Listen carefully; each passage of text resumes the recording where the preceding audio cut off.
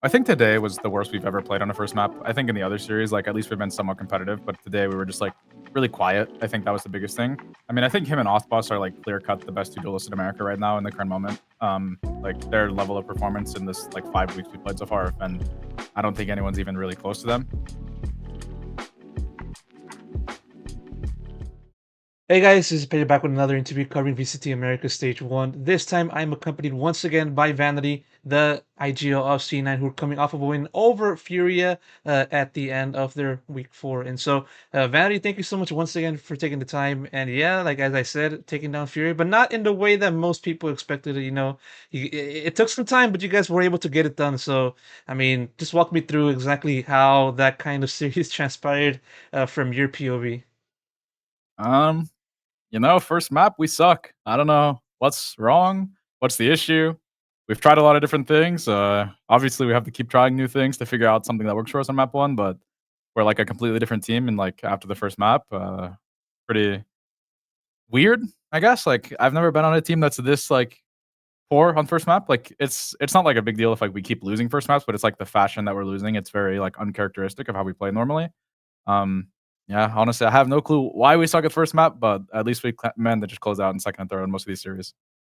Is it basically at this point you guys always losing first? Is there a curse on this team? For only on There could first match. be. Is there a reason why that's the case?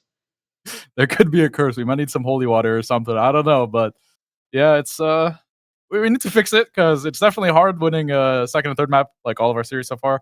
I think they've been pretty convincing for the most part, but it's definitely a little concerning that we can't manage to take a map one. Just a little bit more onto first map. Was there anything that just kind of made it not right for you guys to play? Is this basically mental? For the team to just have to Um, take an additional map to just start off on the right foot? I think today was the worst we've ever played on a first map. I think in the other series, like, at least we've been somewhat competitive, but today we were just, like, really quiet. I think that was the biggest thing.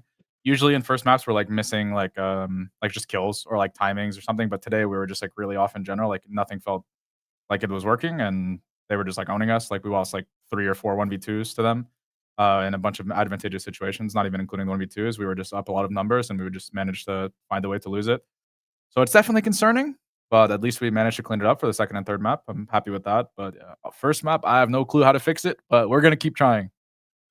Yeah, going from map 1 to map 2, then what was the kind of comms like that you kind of gave to the team? Did you just kind of tell them, okay, forget about it, it's always happens to us, or you just focus on map 2, was that kind of thing that you kind of told the team? No, we definitely had like a bigger talk. We're like, all right, guys, like that's not who we are. Let's go out there. Let's play our game. Let's talk. Let's make sure we're having fun. And obviously, we did that in the next two maps and took it home. Yeah, and then in map 2, Lotus, your pick.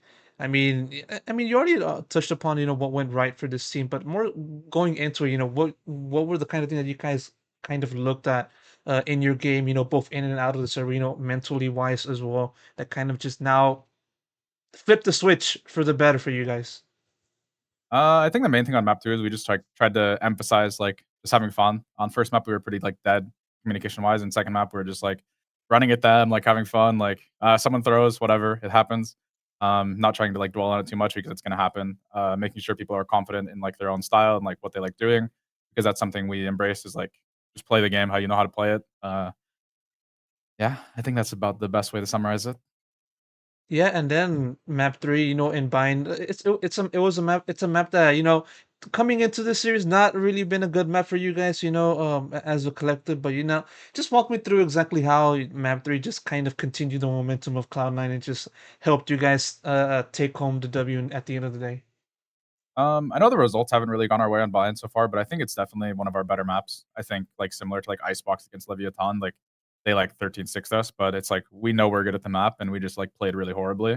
And then we destroyed Loud on it the week after or 2 weeks after or whatever. And it's kind of the same thing. Like we're just like we know it's a strong map for us. We just need to make sure we're like doing the things we practice instead of like letting the team have all the space they want. And we did a really good job of that today.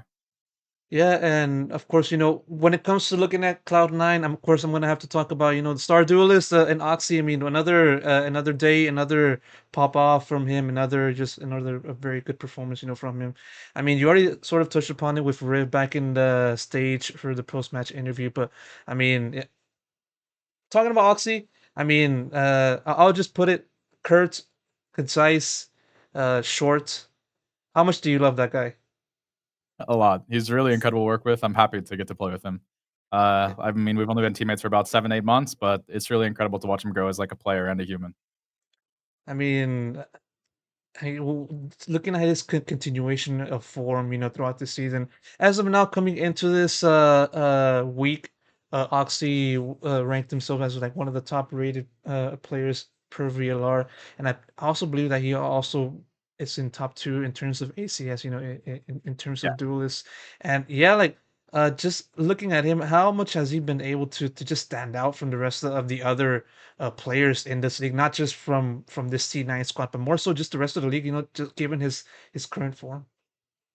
I mean, I think him and Othboss are, like, clear cut the best 2 duelists in America right now in the current moment.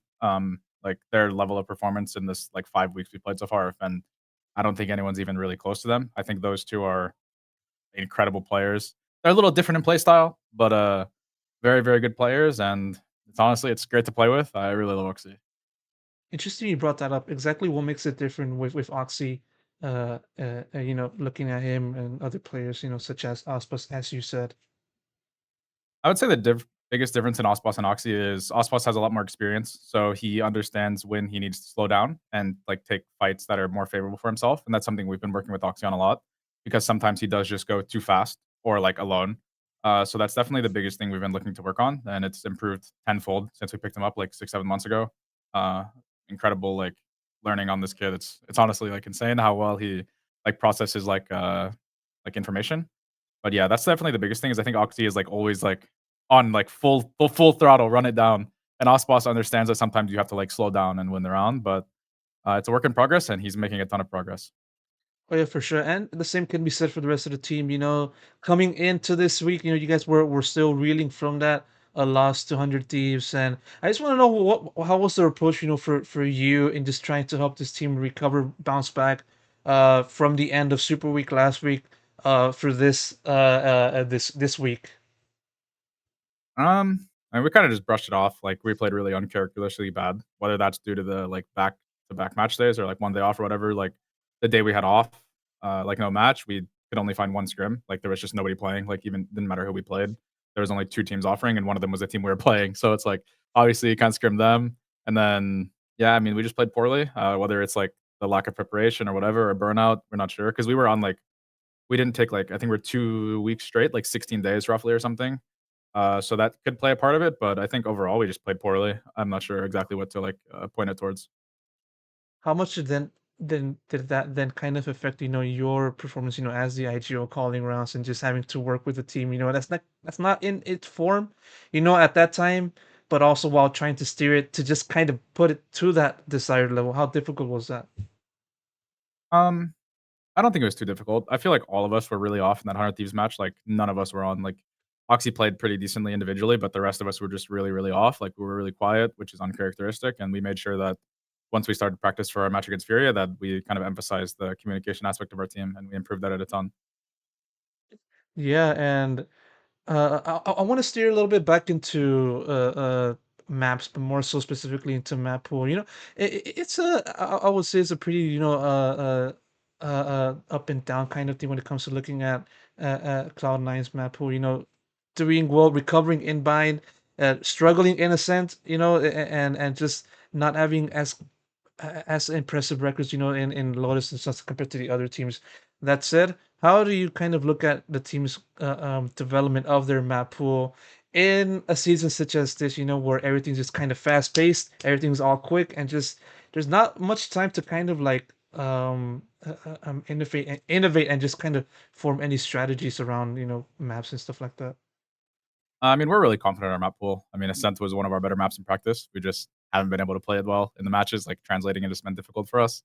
But in general, we're really comfortable on all the maps, apart from Breeze. But who knows? Maybe we have to play Breeze now that we can't win on Ascent. But for now, we're really confident on our map pool, and we can play anybody on anything. Oh yeah, for sure. And Ascent, you might brought it up. I mean, what's wrong with that map? Why can't you guys just translate from scrims to officials? I have no clue, to be honest. It's not like the top of our map pool for sure, but it's like a map we're comfortable on in scrims. We definitely have good performances. I'm not really sure the difference in matches, to be honest.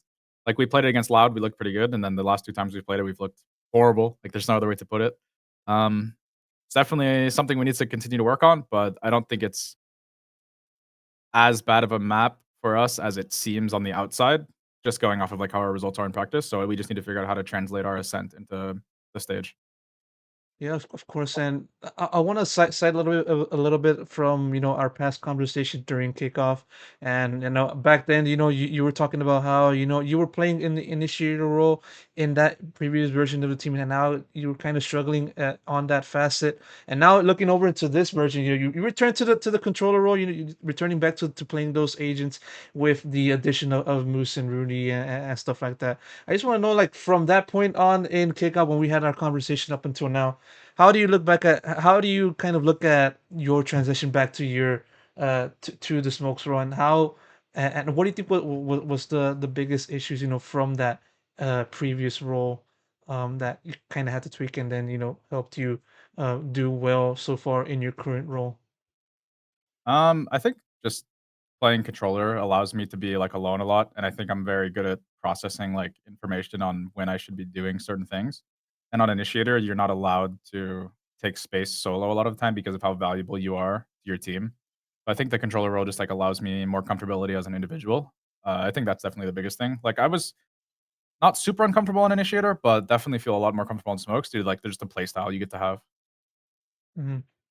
And now going a little bit over to the team standings within your respective group, the Alpha group. I mean, 4-1 record. Still have one more match to go to complete the regular season. But all in all, it's a very good performance. For this team, coming into despite coming into this stage, with a new version of the roster. It just That said, how do you kind of look at the progression of the team? Doing well 4-1 and just having to go through the stage uh with the new roster from your point of view. I'm really happy overall. I think we make a lot of our practice. I think we don't waste a ton of scrims. Like, obviously, there's gonna be some scrims where everyone's just, like, having too much fun, like, whatever, like, maybe we're not playing the best team, maybe we're just, like, owning a team. But I think for the most part, we make a ton of our practice, and we tried to make an emphasis of it.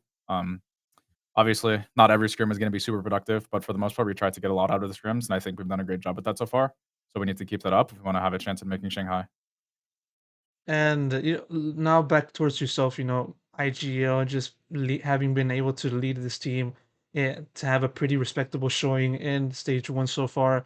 You sort of touched upon it, back in social media of just your development as an individual, coming in, comparing yourself from like last season, which you kind of had like a rocky 2023 to say the least. Yeah, But yeah, that's tough. just yeah, just talking about your development, what do you think kind of helped you just kind of perform well, not just as a sole individual, but also as a contributor to this team, so far this season? Um, I mean, I think last year was really poor for myself, like, mentally, whatever, but I do think I learned a lot from it. I think I learned that if I do wanna compete at top level, I need to put in, like, more effort because I definitely was going through some personal stuff in 2023 that made it a lot harder for me, but it's at the end of the day, I'm a professional and I have to push through it. So I think that's something that I kind of learned is, like, sometimes life sucks, but you still have to do your job at the highest level that you're capable of, and that's something that I kind of realized from last year. So I've been trying to live through like that the entire year. All right, for sure, for sure. One more question before I wrap it up. Now, future, one more match, MIBR. A pretty tough team, or whatever one might say about the team, coming into next week. Just sort of your expectations on your final opponent in regular season, and also what do you think is the team's confidence level like? At this point, going 4-1 in the regular season, and just having one more match to play, before possibly, hopefully, locking in a spot in playoffs. I mean, we're really confident. I think we're really confident going in every game. Maybe delusional confidence, who knows? But we just have a lot of fun. We just play the game and we kind of let the cards fall as they will. All right, for sure. Short and concise. That's what I like to hear. And hopefully, we get to see a similar performance, but in favor of you guys next week against Hopefully. MIBR. So that's it. I'm gonna wrap it up right here. Vanity, thank you so much once again for taking the time doing another interview with me. I really appreciate it. And that's it. Best of luck goes to you for next week. Yeah, thanks for having me.